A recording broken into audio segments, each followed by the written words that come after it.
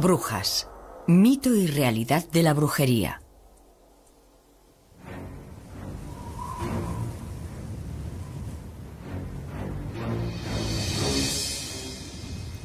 Existe en el diccionario una palabra tan controvertida y evocadora que su sola mención conjura una gran profusión de imágenes y sensaciones. Esa palabra es brujería. Round about the cauldron go, in the poisoned entrails throw. Giremos en torno de la ancha caldera Under cold stone days and y nights. cuaje los filtros la roja lumbrera. Poisoned venom.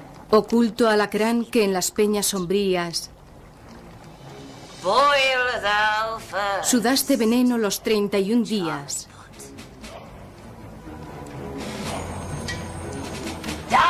Sé tú quien se cueza de todos primero al fuego del bodrio que dora el caldero. En esta obra de teatro escocesa, Shakespeare nos habla de unas hechiceras que elaboran pócimas, predicen el futuro, reconocen haber provocado matanzas de cerdos, el naufragio de barcos y tormentas de viento. Para el resto de la gente era razón suficiente para justificar su persecución y ejecución en la hoguera. Estaban consideradas como instrumento del caos y autoras de todos los males, y el único modo de librar al mundo de su malignidad era el fuego purificador.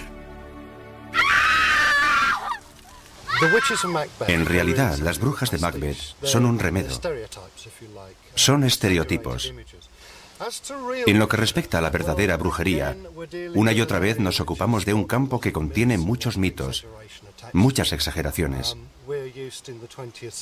Estamos acostumbrados a la imagen del siglo XX, la imagen de la vieja bruja concebida por Shakespeare, la malvada anciana preparando sus brebajes en la olla y cosas así.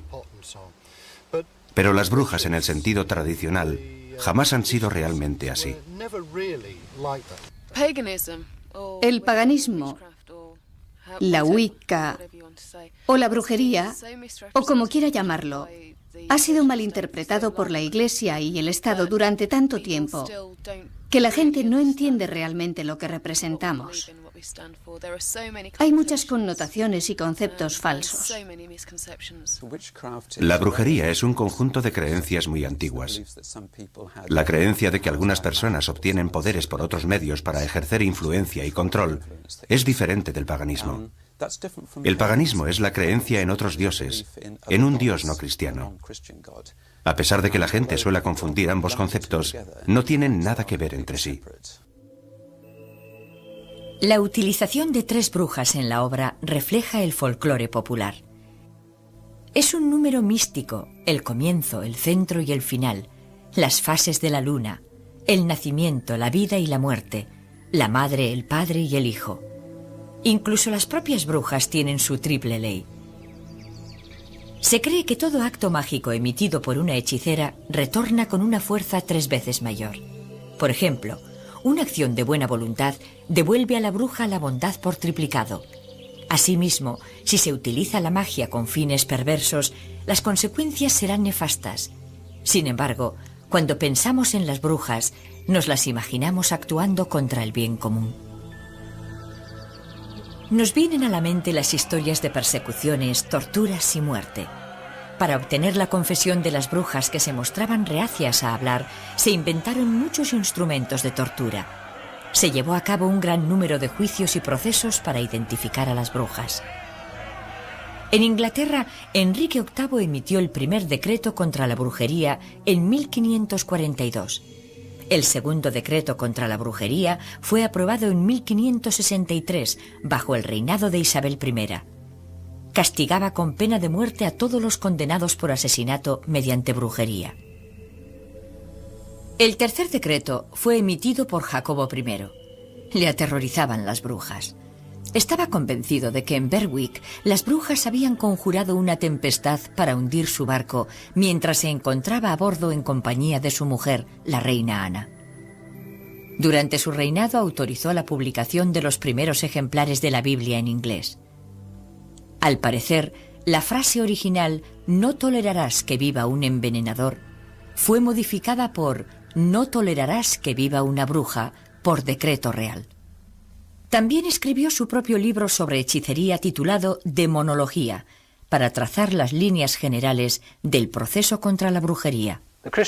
Se suele pensar que la fe católica consiste en una serie de obligaciones y prohibiciones que condicionan la vida de la gente. Por el contrario, la Wicca sugiere que mientras no hagas daño a nadie, puedes hacer lo que te plazca. La pregunta es, ¿cómo se puede comprobar si lo que hacemos no ha causado daño a nadie? ¿Basta con que no cause daño a ninguna de las personas involucradas en esta actividad en concreto? Y si así fuera, ¿cómo comprobarlo sin unas reglas objetivas a las que remitirse? En Europa, el temor a la brujería se convirtió en una epidemia. La Europa continental alcanzó las cifras más altas de procesos contra brujería y prácticas de tortura. Señores y campesinos se convirtieron tanto en acusadores como en acusados. El inquisidor, habitualmente nombrado por los funcionarios estatales o eclesiásticos del lugar, se valía de la tortura para obtener confesiones, utilizando cualquier sistema de coerción física que juzgara conveniente. Cientos de acusados fueron quemados en la hoguera. En pueblos pequeños y aldeas, las disputas entre vecinos podían resultar peligrosas. La posibilidad de ser acusado de brujería era terrorífica. La obsesión paranoica alcanzó proporciones inmensas. La mayoría de los acusados fueron mujeres, y en Alemania hay documentos que demuestran que en algunas ciudades la población femenina fue prácticamente exterminada. Un método típico de tortura fue la silla de las brujas de Bamberg. Estaba fabricada en hierro y cubierta de clavos. El reo era obligado a sentarse en la silla mientras se calentaba al rojo vivo. A la consiguiente confesión solía seguir la ejecución en la hoguera. En Inglaterra las brujas solían ser ahorcadas, no quemadas. La hoguera se consideraba un castigo por herejía, algo de lo que las brujas no eran acusadas. Las acusaban de mutilar a la gente mediante brujería, y eran juzgadas y castigadas por delito criminal por las heridas que habían provocado. Por el contrario, en la Europa continental, las brujas eran quemadas. Posiblemente esta sea la razón del concepto erróneo que se tiene de las brujas inglesas.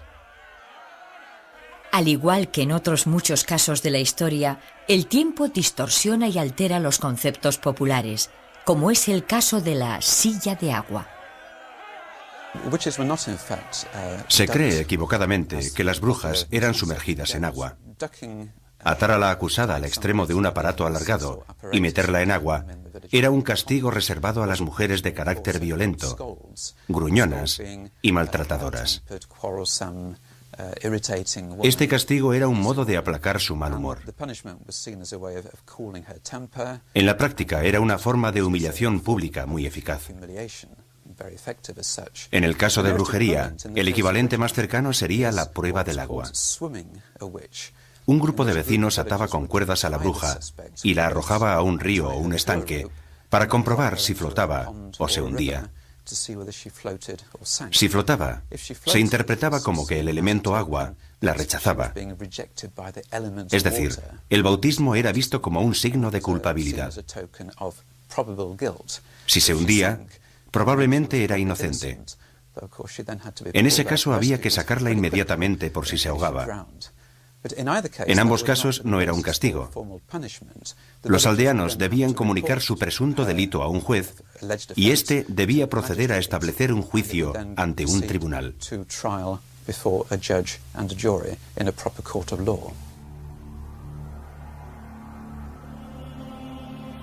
Matthew Hopkins fue tal vez el cazador de brujas más célebre. Durante la Guerra Civil de Inglaterra alcanzó el rango de pesquisidor general. El origen de Matthew Hopkins es bastante oscuro. Posiblemente era hijo de un sacerdote de Suffolk. Alcanzó la fama en 1645, cuando siempre, según él, descubrió que su misión era la de destruir y expulsar a las brujas de Anglia Oriental. Fue el inicio de una cruzada que se prolongó durante 2 años y en la que hizo ejecutar a más de 100 personas en Suffolk, Essex y los condados orientales de Inglaterra. Lo más interesante de Matthew Hopkins es que la gente se lo imagina actuando por todo lo ancho del país, quemando brujas allí por donde pasaba. Sin embargo, esto no es cierto. Su zona de actuación fue muy pequeña, limitándose a Anglia Oriental. Tuvo muchas dificultades para encontrar brujas a su paso y recurrió a todo tipo de tácticas intimidatorias para obligar a la gente a confesar o a delatar a sus vecinos. Actualmente se le considera en cierto modo una figura trágica, aunque también fue un desastre por las consecuencias de sus actos. Al parecer se sentía motivado por un sentido de misión o cruzada. Creía que era un hombre bueno que cumplía la voluntad de Dios, expulsando a estos monstruos. Así es como se le ve hoy en día. Antes de llevar a la bruja ante los tribunales, había que obtener su confesión a modo de prueba concluyente. El método preferido por Hopkins era la privación de sueño. Mantenía a la presunta bruja en aislamiento. Posteriormente, sus ayudantes la desnudaban y le obligaban a caminar día y noche, impidiéndole dormir. Al cabo de varios días, la confesión solía ser fácil de obtener, así como los nombres de los conspiradores. Después daba comienzo el juicio. De hecho, los juicios se ajustaban bastante al modelo y criterio de justicia de los siglos XVI y XVII. Quiero decir, que se llevaban a cabo ante un juez, una jurisdicción, un jurado de evaluación.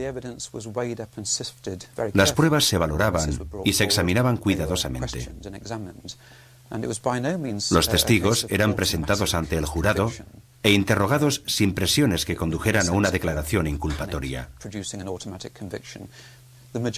La mayoría de los acusados fueron absueltos. Solo 1 de cada 5 acabó en la horca. Los jueces hicieron lo posible por separar los casos bien documentados de los que consideraban una simple consecuencia de los prejuicios y mala fe de los vecinos. Si bien en todos los casos, las pruebas eran muy circunstanciales. Al igual que las prácticas persecutorias, Hopkins también ha sido objeto de polémica histórica y malentendidos. Nadie sabe a ciencia cierta cuáles fueron las motivaciones de Matthew Hopkins. Tradicionalmente se ha pensado que actuó por codicia, pero me parece poco probable. Es cierto que recibió honorarios e hizo algunos gastos, pero en ningún caso fueron sumas de importancia, y al principio tampoco tuvo la garantía de que le fueran a pagar. Es posible que le agradara la notoriedad conseguida, pero las pruebas indican que en realidad fue un hombre mal aconsejado en cuanto a su misión. Se consideró a sí mismo un cruzado que estaba haciendo algo fundamental para librar al mundo de lo que él veía como un siniestro mal. Y la época fue muy significativa. Sucedió a finales de la Guerra Civil. Las estructuras se habían deteriorado bastante, y esto le dio la oportunidad de ocasionar más daños de lo que habría sido capaz en circunstancias normales, o sea, en tiempos de paz. En torno a Matthew Hopkins existe un verdadero misterio. Cuando la gente acabó harta de él y lo quisieron expulsar, desapareció. Nadie supo de su paradero. Se ha sugerido que pudo trasladarse a Norteamérica, donde prosiguió sus actividades. También hay otra versión según la cual se retiró y se dedicó a disfrutar de las riquezas acumuladas durante su etapa como cazador de brujas. Sin embargo, al menos uno de los autores que conozco ha destacado el hecho de que la compra de juicios por brujería pudo haberse producido en los tiempos en que vivió Matthew Hopkins, si bien oficialmente sucedió unos 50 años después de la fiebre inquisitorial. Yo lo dejo así. No tengo modo de confirmarlo o desmentirlo, pero es un pequeño misterio interesante. En 1692, en Salem, Massachusetts, las crónicas relatan que 3 niñas del pueblo habían sido iniciadas en la magia y las ciencias ocultas por Tituba, la criada de la familia. Empezaron a sufrir ataques y crisis histéricas inexplicables. Samuel Parris, el sacerdote del lugar, creyó que su comportamiento se debía a una posesión diabólica. Al principio las niñas acusaron a la criada Tituba. Esta admitió su culpabilidad por voluntad propia. Poco se sabe acerca de las prácticas de magia de Tituba, pero en general se cree que instruyó a las niñas en el arte del vudú. Entonces, las tres jóvenes empezaron a dar otros nombres de gente que no comprendía por qué les habían implicado. Entre el 10 de junio y el 22 de septiembre, 19 vecinos de Salem fueron ahorcados. En el caso de Salem, el proceso norteamericano, el episodio se inicia cuando unas niñas jóvenes, adolescentes o preadolescentes, aseguran estar poseídas. Ahora tan solo podemos especular con lo que dirían los psiquiatras o psicólogos. Pero ellas descubrieron muy pronto que esto les daba un grado de poder nuevo y asombroso dentro de su propia familia y de la comunidad. Normalmente la opinión de una adolescente no cuenta para nada en un contexto así. De pronto se han convertido en el centro de atención de toda la comunidad y descubren rápidamente que tienen el poder de la vida y la muerte sobre sus mayores al declarar que está poseída o es una bruja. Hay pocas dudas respecto a este caso y otros producidos en Francia. Se produce un efecto de bola de nieve conforme van entendiendo su poder y sacándole provecho. En Inglaterra hay más ejemplos documentados de niños o adolescentes que aseguran estar poseídos y que acaban corrompidos por el poder que han adquirido.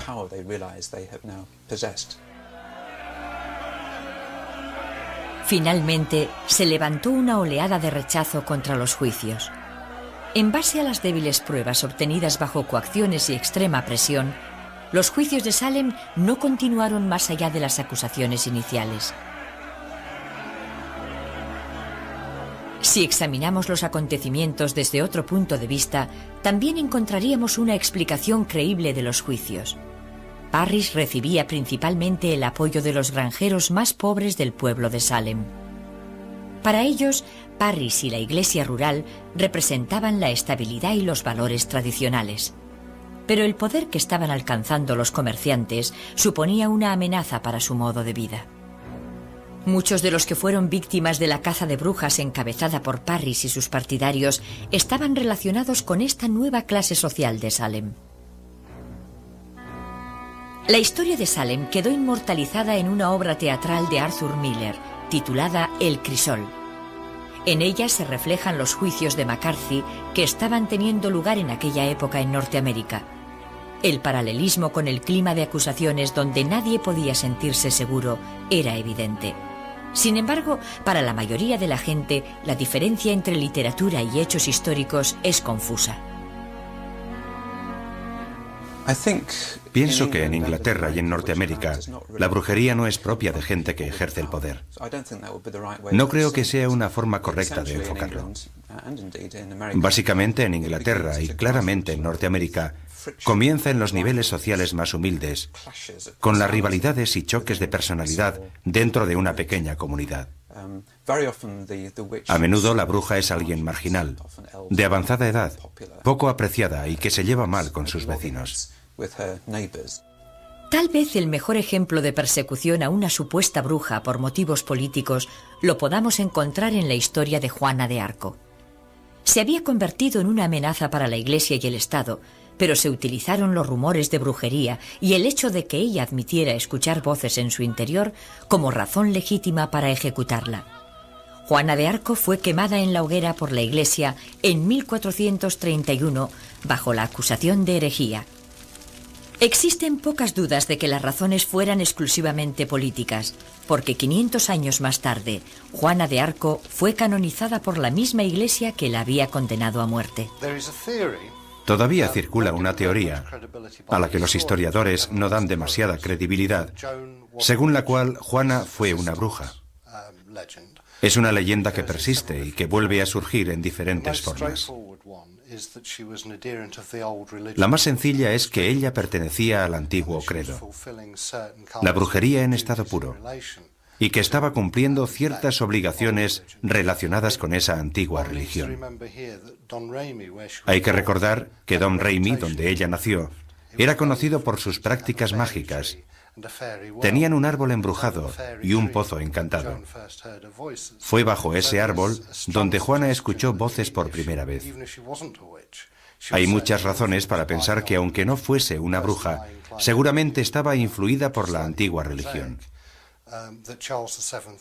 A mi parecer, Carlos VII era un hombre muy narcisista y vanidoso, y que estaba deseando librarse de ella. No olvidemos que Juana tenía fama de ser muy hábil discutiendo, muy obstinada. Fue apresada por los borgoñeses en una acción que ella misma había propiciado contra el expreso deseo de Carlos VII. En cierto modo, para él, fue un alivio librarse de ella, porque no quería involucrarse en una guerra. Hubo otras persecuciones que se llevaron a cabo simplemente por afán material. En el siglo XIV, el rey de Francia, Felipe el Hermoso, emprendió una campaña contra la Orden de los Templarios.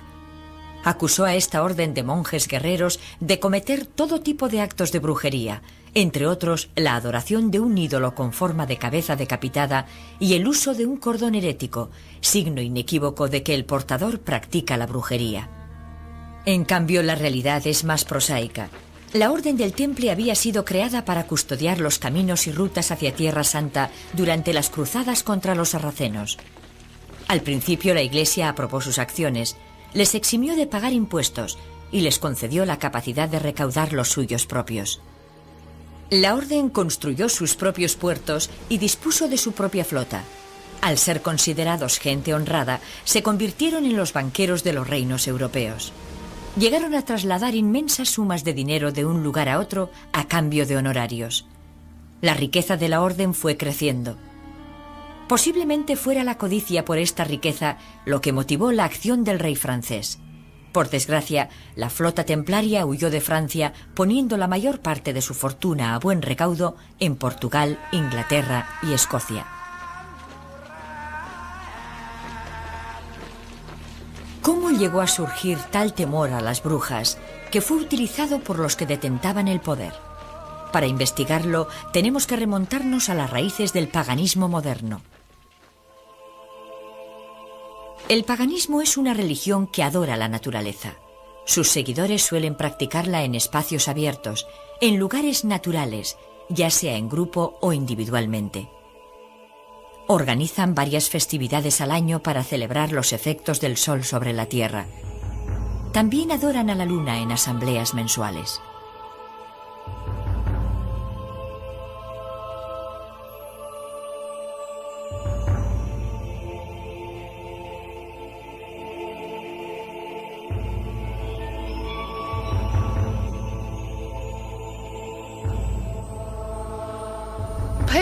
El paganismo o la Wicca es el amor por la tierra, el amor por la naturaleza y todo lo que hay en este planeta.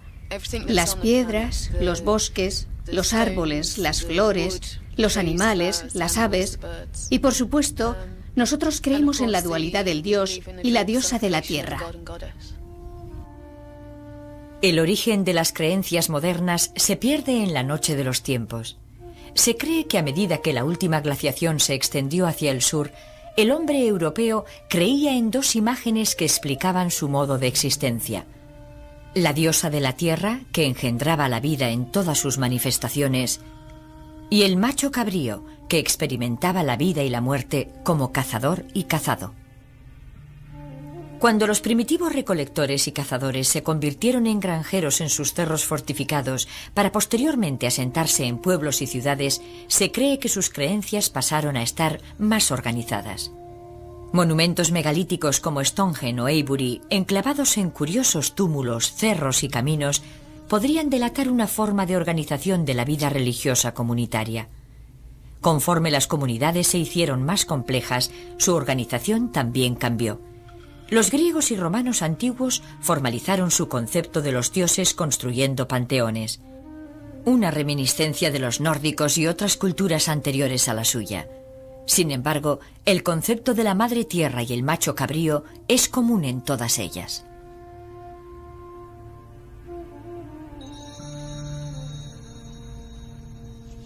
Con la llegada de la primitiva iglesia cristiana, se sembró la semilla de persecuciones venideras. En el año 325 de nuestra era, en el Concilio de Nicea, el emperador romano Constantino se enfrentó al problema de aunar las diferentes corrientes religiosas que existían en aquella época. Convertido al cristianismo, quería zanjar toda discusión en torno a la divinidad de Jesucristo. De su concilio salieron la Biblia y la primitiva Iglesia cristiana tal y como las conocemos. Al principio, cristianos y seguidores de otras creencias convivieron en armonía. Las principales celebraciones cristianas, como la Pascua o la Navidad, se establecieron en los solsticios de verano e invierno, que ya eran fechas rituales destacadas. La iconografía de anteriores creencias fue incorporada al cristianismo. Durante el Adviento, Cristo es comparado con el sol, como la luz del mundo. En muchas iglesias se puede encontrar la imagen del pastor. Yo más bien creo que las raíces de la fe cristiana no se encuentran en el paganismo.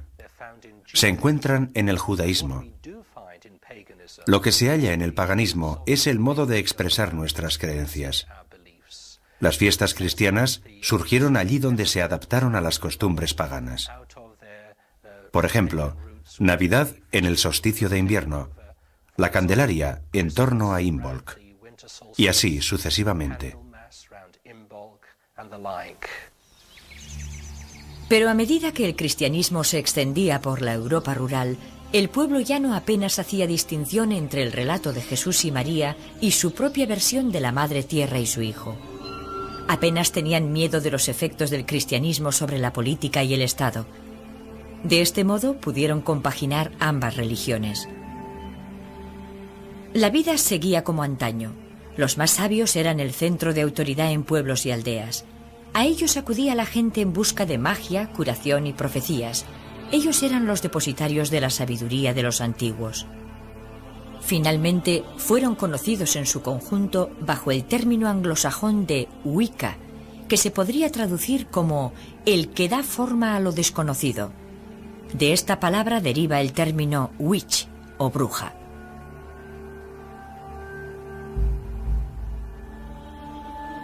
Pero esta coexistencia pacífica de ambas religiones no estaba llamada a durar.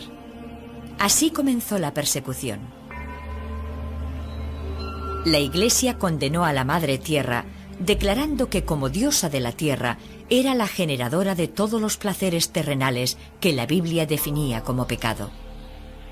Posteriormente proclamaron que el macho cabrío era la personificación del demonio, un ángel expulsado del cielo por sus pecados y que vivía y obraba en el infierno.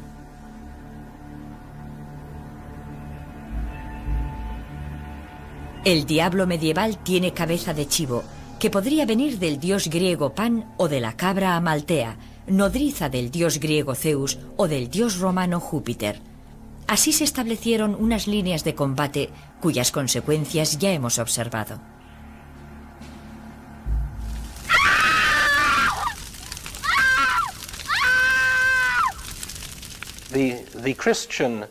La Iglesia Católica está en permanente diálogo con los fieles de todas las creencias. Pero debemos apreciar lo costoso de ese diálogo. En muchos aspectos, si la Iglesia estableciera un diálogo con el paganismo, habría que llevar a cabo una gran labor de base, del clero con el paganismo.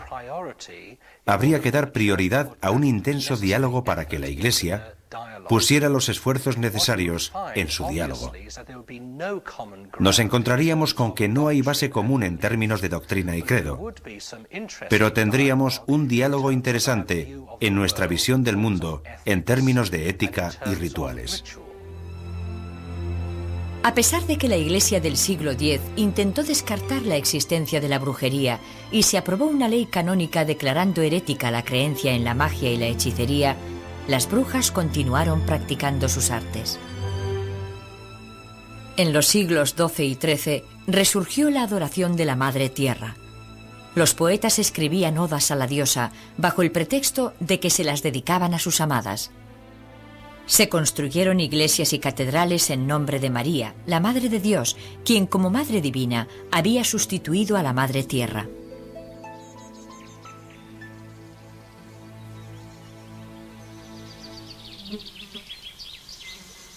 Fue durante el siglo XIII cuando la Iglesia cambió su política de negación de la brujería. Sin embargo, no fue hasta 1320 cuando el Papa Juan XXII formalizó el proceso contra las brujas al autorizar a la Inquisición la persecución de la hechicería. 4 años después, el 3 de noviembre, Petronila de Meath fue la primera en ser quemada en la hoguera bajo la acusación de brujería. Sucedió en Irlanda.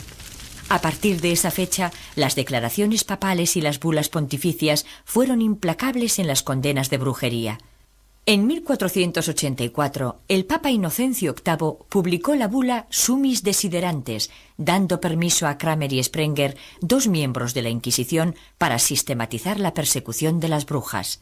Juntos escribieron el Malleus Maleficarum, conocido como el Martillo de las Brujas. El Malleus Maleficarum era un voluminoso libro muy erudito y extraño, escrito por 2 monjes dominicos en el siglo XV, en el que explicaban con todo lujo de detalles lo que hacían las brujas, la organización del sofisticado culto al diablo.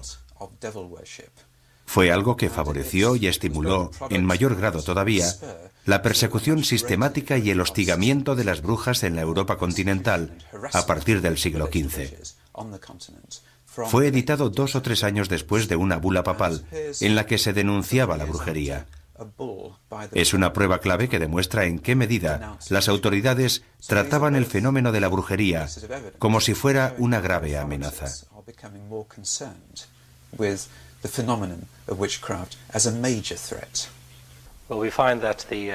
Vemos que el momento álgido de la persecución de las brujas tuvo lugar en la Edad Media y que fue el resultado de la alianza entre 2 estamentos sociales. Por un lado está la Iglesia, que persigue con saña la brujería, si bien la verdadera razón fue el afán por establecer su poder en el país, no tanto por mantener la pureza de la doctrina. No habrían podido ejercer su labor sin la ayuda del pueblo. Seguramente habremos visto películas donde la gente azuzaba a los perros contra los miembros excéntricos de la comunidad y los conducía ante las autoridades eclesiásticas acusándolos de brujería. Muy pocos practicaban la hechicería, tan solo era gente excéntrica. Viendo cómo colaboraron estos 2 grupos sociales, uno se pregunta qué es lo que había detrás de todo ello, y se llega a la conclusión de que se trata de inseguridad. Cuando una sociedad se siente insegura, como lo fue la mayor parte de Europa en la Edad Media, entonces se ceba en todo aquel que represente a una minoría, como las brujas en este caso.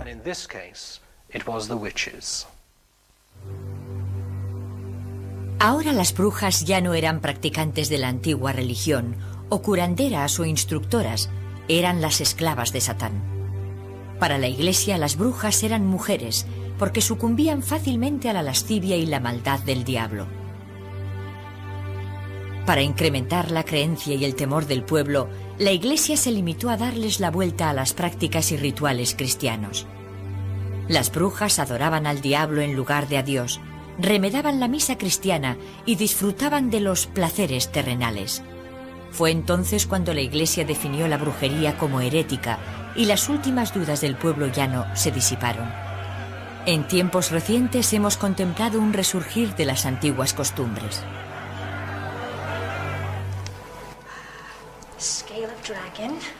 Colmillos de lobo, fauces de dragón,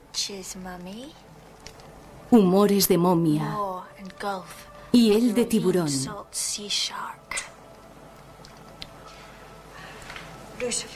Abeto tronchado con luna eclipsada, de tártaro labios, de tuerto quijada. En la brujería moderna, lo más parecido a las pociones mágicas es el uso de hierbas medicinales. Con las plantas se elaboran ungüentos, pomadas, componentes medicinales y extractos. Se utilizan principalmente como remedios curativos y como protección, y se dice que estimulan la meditación y atraen las energías telúricas. Las personas acusadas de magia blanca, igual que de magia negra, sí que elaboraban extractos de hierbas, pero no creo que este hecho de por sí fuera visto en aquellos tiempos como magia. Además de los brebajes, había que añadir algún tipo de conjuro ritual, un encantamiento o algo de rasgo sobrenatural. Si nos fijamos en las brujas de Macbeth, todas ellas están depositando ingredientes en la caldera, pero al mismo tiempo recitan sortilegios y fórmulas de hechicería. Eso es lo que le otorga la dimensión mágica. Cada año, muchos paganos ejecutan un ritual de sanación para demostrar su devoción por la tierra. Se reúnen en diferentes lugares del mundo para agasajar o sanar a la tierra con su amor. El ritual que se lleva a cabo está destinado a devolverle a la tierra parte de la energía que les ha entregado, centrándose en los recursos vitales que proporciona el planeta.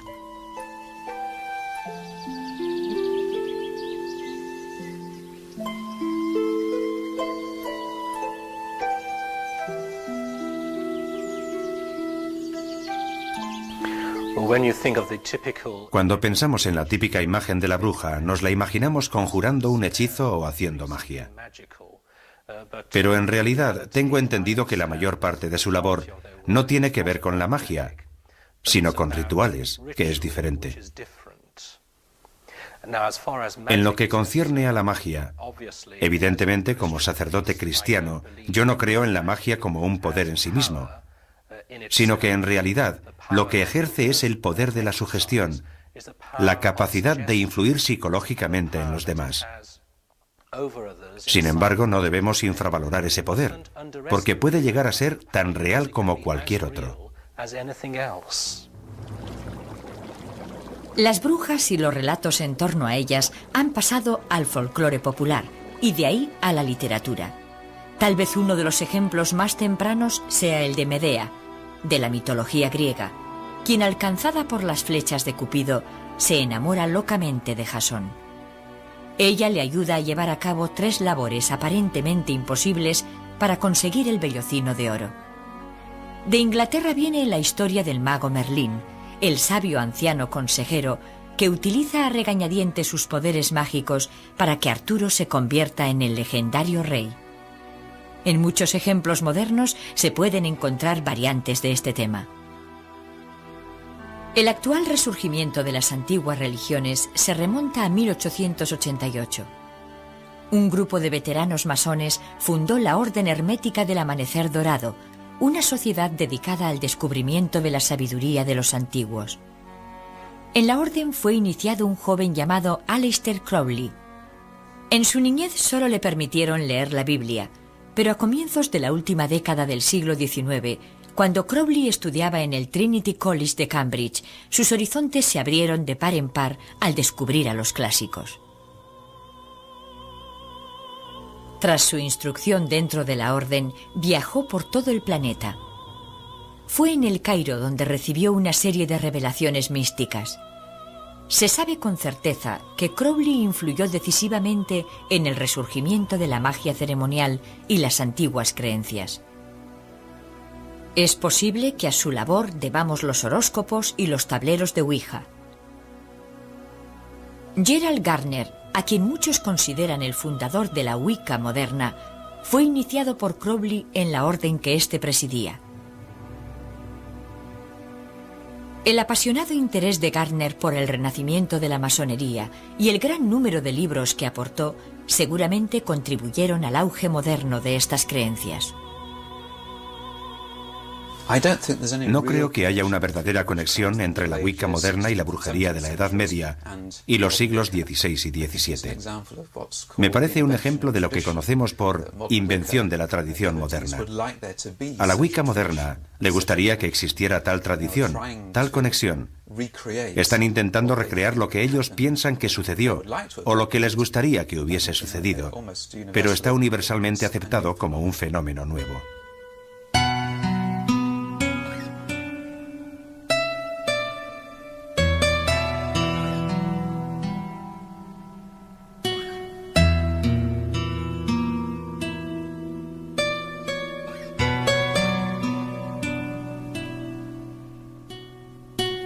Este es el ritual de la unión de manos tal y como se practica hoy. Al igual que todas las religiones, los paganos celebran la unión de una pareja con una ceremonia nupcial. La acción de la unión de manos es parecida a una boda en ciertos aspectos. Sin embargo, hay algunas diferencias. El término de unión de manos no es simbólico, sino literal. Los contrayentes son atados por las muñecas mediante un cordel y permanecen así durante 24 horas. Así es como declaran su amor mutuo y la sinceridad de sus votos.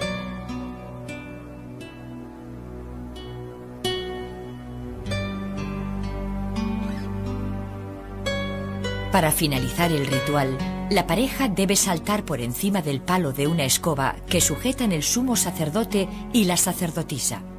Una vez unidos, deben permanecer juntos durante 1 año y 1 día.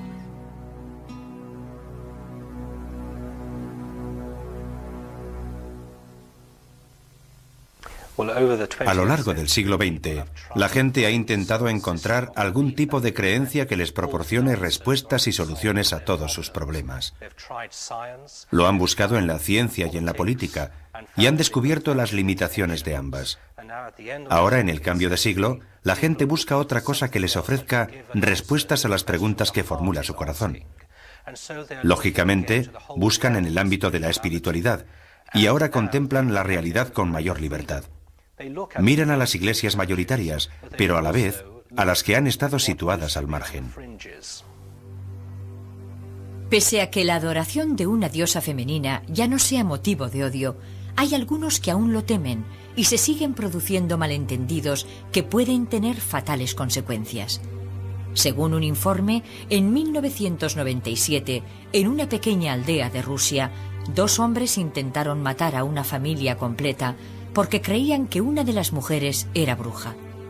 La mujer sobrevivió a la brutal agresión, pero otra mujer murió y 4 niños tuvieron que ser hospitalizados por heridas graves. Los hombres reconocieron lo que habían hecho y acusaron a la mujer de haber hechizado a uno de ellos. Tal vez esto explique por qué la comunidad pagana sigue existiendo bajo un velo de aislamiento y secretismo. Lo importante de la brujería moderna es que se trata de un intento muy serio y sincero de volver a una especie de religión terrenal, una religión natural. Ahí es donde reside su importancia. Podemos apreciar que, en cierto sentido, la brujería moderna conecta muy bien con el movimiento ecologista. La preocupación por el medio ambiente, el regreso a la naturaleza y el respeto por la tierra. Eso es lo más importante de la brujería moderna. Se trata de vivir en armonía con el orden natural. Si buscara una definición que resumiera la brujería moderna, sería esta. Ante tanto escritor moderno que relate historias de brujas y hechicería destinadas al público infantil, a la pregunta de ¿cuándo nos volveremos a ver?, la respuesta más probable será «el martes tengo tiempo». Practicar la magia bajo el azote de una tempestad, donde llueve a cántaros y el viento agita los brezales, ya no implica temer las consecuencias de la persecución. La tortura y la hoguera han dado paso al entretenimiento y una nueva fe fundada en las antiguas costumbres. La brujería queda reflejada principalmente en la literatura y los medios de comunicación bajo la imaginería tradicional. Lo que vemos ahora está a años luz de las verdaderas prácticas del arte de la magia.